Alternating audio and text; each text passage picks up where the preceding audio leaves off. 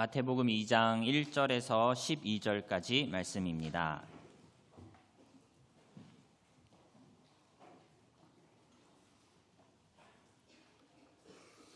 마태복음 2장 1절에서 12절 우리 한 절씩 교독하시고 12절 합독하도록 하겠습니다. 제가 먼저 1절을 봉독하겠습니다. 헤롯 왕 때에 예수께서 유대 베들레헴에서 나심에 동방으로부터 박사들이 예루살렘에 이르러 말하되 유대인의 왕으로 나시니가 어디 계시냐? 우리가 동방에서 그의 별을 보고 그에게 경배하러 왔노라 하니 헤롯 왕과 온 예루살렘이 듣고 소동한지라. 왕이 모든 대제사장과 백성의 서기관들을 모아 그리스도가 어디서 나겠느냐 물으니 이르되 유대 베들레헴이오니 이는 선지자로 이렇게 기록된 바 또 유대 땅 베들레헴아 너는 유대 고을 중에서 가장 작지 아니하도다. 내게서 한 다스리는 자가 나와서 내 백성 이스라엘의 목자가 되리라 하였음이니이다. 이에 헤롯이 가만히 박사들을 불러 별이 나타난 때를 자세히 묻고 베들레헴으로 보내며 이르되 가서 아기에 대하여 자세히 알아보고 작거든 내게 고하여 나도 가서 그에게 경배하게 하라. 박사들이 왕의 말을 듣고 갈새 동방에서 보던 그 별이 문득 앞서 인도하여 가다가 아기 있는 곳 위에 머물러 서 있는지라. 그들이 별을 보고 하고 기뻐하더라. 집에 들어가 아기와 그의 어머니 마리아가 함께 있는 것을 보고 엎드려 아기께 경배하고 보배 합을 열어 황금과 유향과 모략을 예물로 드리니라. 그들은 꿈에 헤롯에게로 돌아가지 말라 지시하심을 받아 다른 길로 고국에 돌아가니라. 아멘.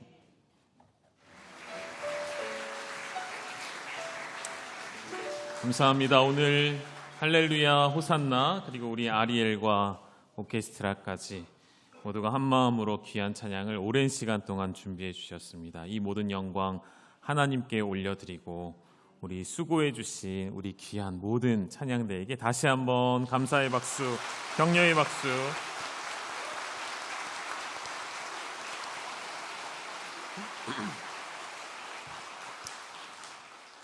제가 일부 예배 때 이런 생각을 좀 했어요. 우리 교회가 너무 경직되어 있구나. 사실 지휘자님은 아까 1부 때 더 크게 박수했다고 했는데 솔직히 얘기하면 1부 때는 앞엔 박수가 없었어요. 지휘자님이 요청을 하셨죠. 제 탓이라고 생각이 되었습니다. 너무 경직되게 만들어놨구나. 오늘은 가장 기쁜 날 아닌가요? 우리 하나님께, 우리 예수님께 우리 큰 환호성과 함께 박수로 영광 돌리겠습니다.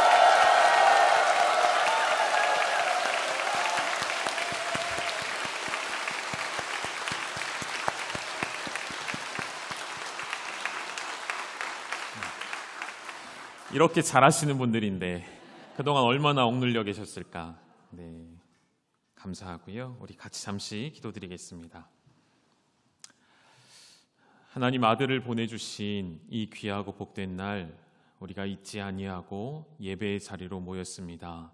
주님께만, 아기 왕이신 우리 예수님께만 영광과 경배 돌리오니 하나님 이 자리에 오셔서 모든 영광 받아 주시옵소서. 감사함으로 예물 드리는 손길이 있습니다. 주님 기억하시고 그 감사의 고백대로 다시 오실 주님을 고대하며 우리를 죄에서 구원하신 주님을 기억하며 모든 감사를 주님 앞에 믿음으로 드리오니 복에 복을 더하시고 하나님의 사랑하는 백성들의 삶에 찾아오시어서 우리를 위해 십자가에 달리신 그 놀라운 사건이 바로 나를 위한 사건 되어지도록 오늘도 우리 가운데 역사하여 주시옵소서. 모든 것 감사드리며 살아계신 예수님의 이름으로 기도 올리옵나이다. 아멘. 할렐루야. 아멘. 우리 옆에 있는 분들과 이렇게 인사하실까요? 왕이 나셨습니다. 인사하시겠습니다. 왕이 나셨습니다. 한 번 더요. 기쁘다 구주 오셨네.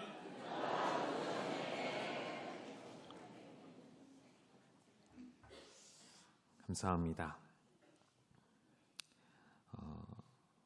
얼마나 오랜 시간 동안 연습해 왔는지를 제가 알고 있고 또 기억하기에 또 한번 감사드리고 1부 예배 때에도 이렇게 때 2부 때에도 연합으로 귀한 찬양 하나님 앞에 올려드려 주셔서 진심으로 다시 한번 감사합니다. 앞에 또 우리 솔로 해주신 우리 집사님 권사님 계셨잖아요. 전공자가 아님에도 하나님을 기뻐하는 마음으로 찬양의 열망을 가지고 늘 연습해 오시며 또 배워가시며 또 귀한 찬양 올려주셔서 참 잘하셨고 수고하셨다라고 말씀드리고 싶고, 이렇게 또 팀파니까지 귀한 우리가 평소엔 접하지 못했던 귀한 악기들로 하나님께 영광 올려드리니 감사합니다. 우리 하나님은 온 세상 위에 찬송받으실 분이시죠. 모든 악기의 목적은 하나님을 노래하는 것입니다. 맞습니까? 마음 같아서는 매주 이렇게 하나님 앞에 찬양 올려드리면 얼마나 좋을까, 이런 생각도 해봅니다. 오늘 말씀을 함께 나누고 싶은 것은 간단한 메시지를 전하고 싶어요. 예수님이 이 땅에 오시는데 세상은 딱 두 가지로 반응을 해왔습니다. 예수님이 오실 때도 그러했고요, 오늘을 살아가는 우리 역시도 예수님에 대하여 세상은 딱 두 부류로 나뉘어지게 되죠. 첫째, 예수님의 오심을 반기는 사람들, 기대하고 고대했던 사람들이 있는가 하면 또 어떤 사람들이 있을까요? 예수님의 오심이 너무나도 불편한 사람들이 이 땅에는 존재해 왔습니다. 어떤 사람들인지 한번 보시도록 할까요? 먼저 마태복음 2장 2절을 보면 동방의 박사들이 예루살렘에 온 이유를 설명합니다. 이렇게 표현하죠. 유대인의 왕으로 나신 이가 어디 계시냐? 우리가 동방에서 그의 별을 보고 그에게 무엇하러 왔다고요? 경배하러 왔다라고 고백합니다. 이 동방에서 온 박사들이 예루살렘에 와서 헤롯 왕 앞에 와서 왕이 나셨으니 내가 경배하러 왔다라는 이 한마디로 예루살렘은 난리가 나게 되어지죠. 그것을 성경은 소동한지라라고 표현합니다. 2장 3절을 보시면 헤롯 왕과 온 예루살렘이 듣고 소동하였다라고 말하죠. 왜 소동했을까요? 여러분, 이 소동이라는 말은 원어로는 타라소, 근심하다, 괴로움을 갖다라는 뜻이에요. 동방 박사들이 예수님께 경배하러 왔다는 이야기를 들었는데 왜 헤롯과 예루살렘의 수많은 사람들은 근심하며 걱정하기 시작했을까요? 그 이유로부터 오늘 말씀을 시작하려고 합니다. 쉽게 답을 드린다면 그들은 예수님의 오심을 반기는 사람들이 아니었거든요. 그들은 예수님의 오심이 매우 불편한 사람들이었다는 것이죠. 왜 그랬을까요? 먼저 헤롯은 로마에 의해 이미 이 지역을 다스리는 왕으로 군림하고 있었습니다. 예루살렘이 소동했다는 것은 예루살렘의 기득권층을 말하겠죠. 제사장과 서기관들과 모든 바리새인들, 이들은 그리스도가 불필요한 존재가 되어버렸습니다. 머리로는, 입술로는 메시아를 고대하고 기다린다 말하지만 무엇이 좋은 걸까요? 지금 현재가 가장 행복하거든요. 기득권을 가지고 부족함이 없이 살아가는 그들에게 예수님은 불필요한 존재가 되어 왔다는 것이죠. 이 메시지는 우리에게 중요한 의미를 가지고 있습니다. 오늘 여러분은 예수님을 기다리는 분들이신가요? 아니면 예수님의 오심을 불편해하는 사람들이신가요? 어느 편에 서 계신지 묻고 싶습니다. 혹 우리 안에 예수님을 기다리지만 예수님의 다시 오심을 또한 고대하지만 우리 안에 혹 이런 생각이 있지 않나요? 예수님 오시거든 조금만 있다가 오세요. 내가 준비하고 내가 원하고 내가 성취해야 할 일들을 이루고 나서 이후에 좀 오시면 안 될까요? 예수님 지금은 아닙니다 라는 생각이 혹 우리 안에 있다면 그것은 예수님을 진정으로 기다리는 사람이 아니라 말씀드리고 싶습니다.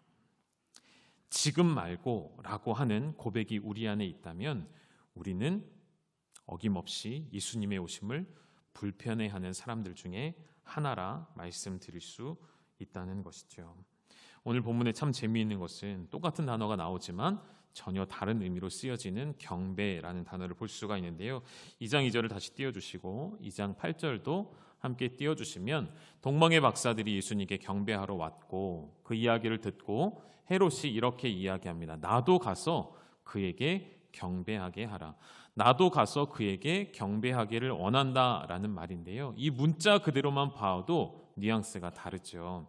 동방의 박사들은 자신의 의지와 열심과 열정을 가지고 고대함으로 기대함으로 기쁨으로 경배하기를 원하는 모습이지만 헤롯은요, 마지못해 그리고 말 그대로 경배하게 하라, 나로 하여금 경배하게 하라. 그럼 이 능동적인 경배가 아니죠. 자신의 의지가 담긴 경배가 아니죠. 그리고 이 안에 담겨져 있는 참된 의미는 진실로 경배하고자 함이 아니라 무엇을 하려는 의도일까요? 아기 예수를 찾아 해하려는 의도가 담겨져 있는 메시지라는 것을 우리는 잘 알고 있습니다. 오늘 여러분 이 자리에 이 성탄 감사 예배에 나오신 여러분은 어떠한 마음으로 예배 자리에 나오셨는지요? 우리 안에 하나님이 주시는 기쁨과 감사와 고대함으로 오셨는지요? 혹은 억지로 해야만 하니까 나온 분들은 계시지 않으셨나요? 성경에 보면 예수님의 오심을 기다린 사람들이 몇몇 등장합니다. 그들은 소수였고요. 그들을 꼽아본다면 동방의 박사들, 그리고 마리아, 사가랴, 그리고 시므온과 안나, 이런 사람들입니다.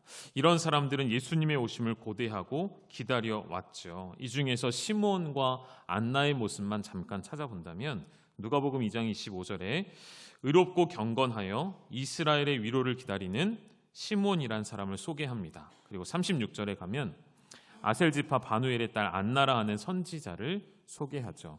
이들이 예수님의 오심을 어떻게 맞이하였냐면 28절과 38절에 나옵니다. 시므온이 아기를 안고 하나님을 찬송합니다.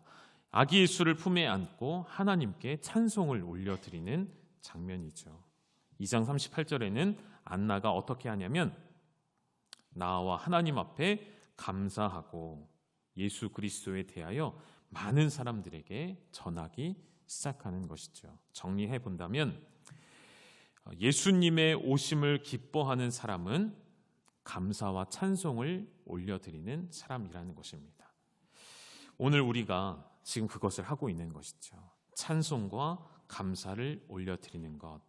그러나 동시에 또 한편으로 세상의 어딘가에서는 예수님과 전혀 상관없이 이날을 고통스러워하며 이날을 괴로워하는 사람들로 분명히 존재한다는 것이죠. 다시 동방 박사들로 돌아와서 이 동방의 박사들이 예수님의 나심을 축하하기 위해 예루살렘을 방문하게 되었습니다. 2절을 한 번만 더 띄워드릴까요? 보시면 중요한 표현이 나오는데 이들이 와서 묻는 첫 마디는 왕이 태어나셨습니까? 가 아니었어요. 무슨 말이었죠? 유대인의 왕으로 나신 이가 어디 계시느냐? 이 질문에는 어떤 전제가 있냐면 이미 왕은 태어나셨다라는 확신이 있는 거예요. 이미 왕이 태어나셨다라는 믿음을 가지고 예루살렘까지 찾아온 것이죠. 왜 이 질문이 중요하냐면 지금 이들이 묻는 질문의 앞에 서 있는 사람들은 헤롯과 예루살렘의 기득권자들이었습니다. 다시 말하면 가짜 왕 앞에서 진짜 왕이 어디 있냐라고 묻는 것과 마찬가지라는 것이죠. 이스라엘의 왕 앞에서 너희의 진짜 왕이 태어났는데 어디 계시느냐라고 묻는 것이죠. 이게 헤롯에게는 어떻게 들려올까요? 너는 가짜야. 진짜 왕이 계시지 않느냐라고 묻는 질문으로 다가왔을 것입니다.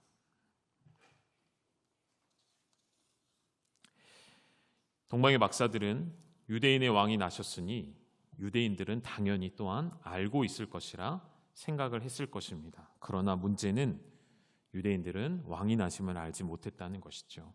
그토록 구약으로부터 예언되어 왔던 이야기들을 머리로 알고 있었지만 정작 예수님은 태어나셨건만 그들은 전혀 알 수가 없었던 것이죠.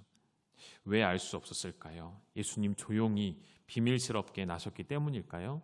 그런 이유도 있겠지만 더 정확한 이유는 이 사람들은 예수님의 나심에 관심이 없었죠. 똑같이 이렇게 말할 수 있겠죠. 우린 다시 오실 주님을 기다립니다. 그러나 정작 우리는 주님의 다시 오심에 관심이 없죠.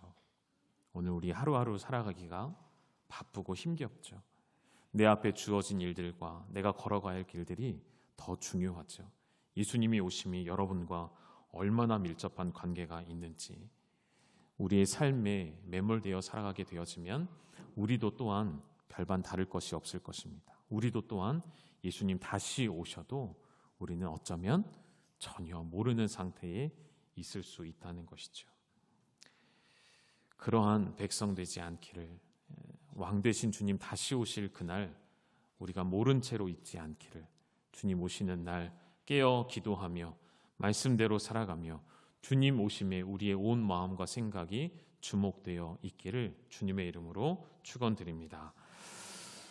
동방의 박사들이 왕이 어디 있느냐라고 물었더니 헤롯이 이런 질문을 오히려 대제사장들과 서기관들에게 하죠. 2장 4절의 말씀 띄워주시겠습니까? 왕이 모든 대제사장과 백성의 서기관들을 모아 그리스도가 어디서 나겠느냐라고 재차 묻습니다. 여기서 주목해야 할 표현, 예수님을 향하여 뭐라고 표현했죠? 그리스도라고 표현했다는 것이죠. 그러니까 헤롯도 알고 있었다는 거예요. 나실 예수 그리스도, 오실 왕은 그리스도이시다, 메시아이시다라는 것을 알고 있었다는 것이죠. 그런데 그의 말과 행동은 전혀 다르죠. 그리스도가 나셨다라는 것을 알게 되었지만 그는 그리스도를 어떤 존재로 여기죠? 나의 경쟁자로 여깁니다. 여러분, 헤롯 대왕은 매우 악한 사람이었습니다.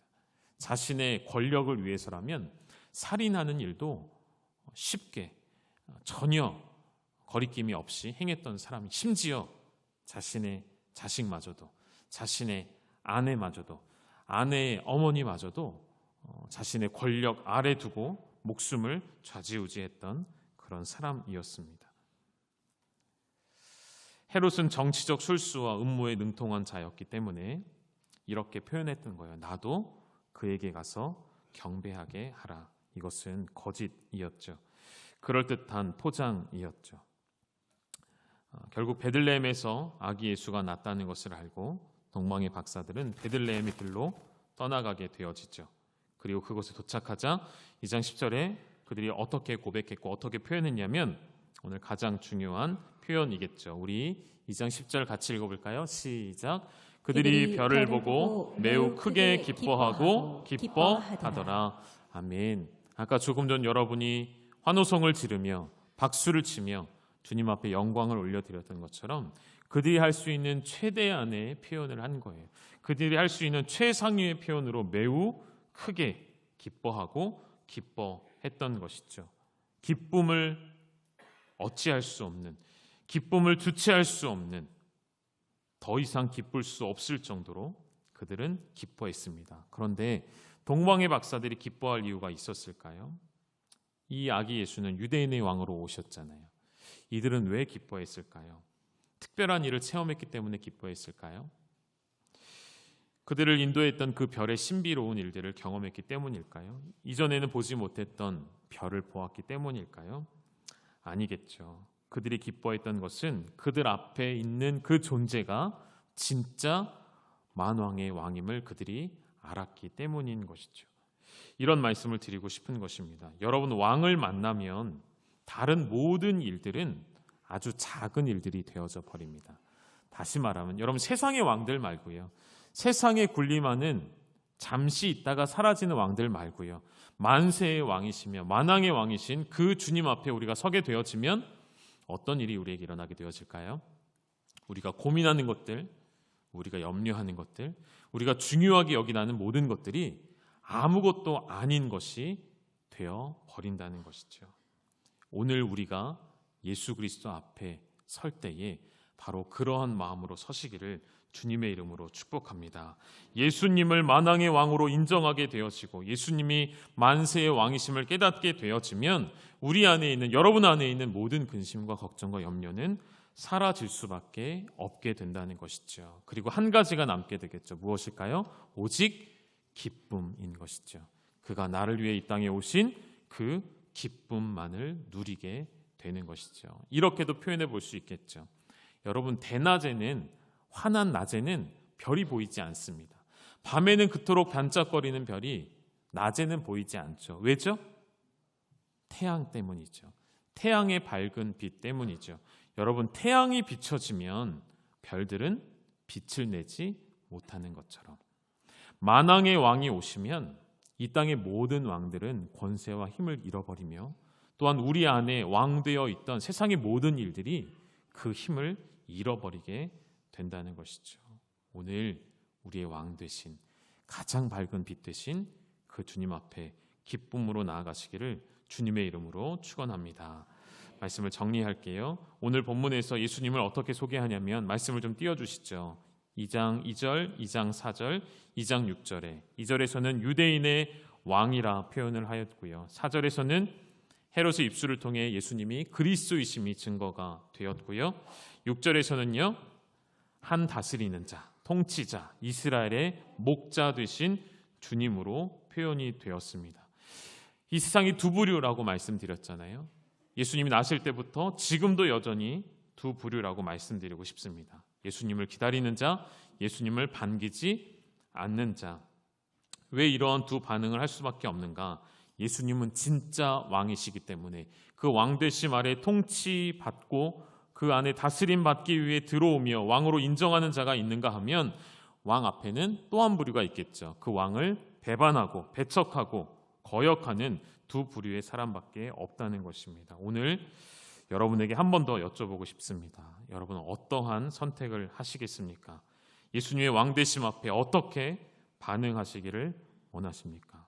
오늘 우리가 예수님만이, 예수 그리스도만이 우리의 왕되심을 받아들이고 인정하고 그분에게만 영광을 올려드리며 왕이 나심을 이 온 세상 가운데 전파하시는 기쁨의 복된 날을 누리시기를 주님의 이름으로 축원합니다. 예수님만이, 예수 그리스도만이 우리의 왕되심을 받아들이고 인정하고 그분에게만 영광을 올려드리며 왕이 나심을 이 온 세상 가운데 전파하시는 기쁨의 복된 날을 누리시기를 주님의 이름으로 축원합니다.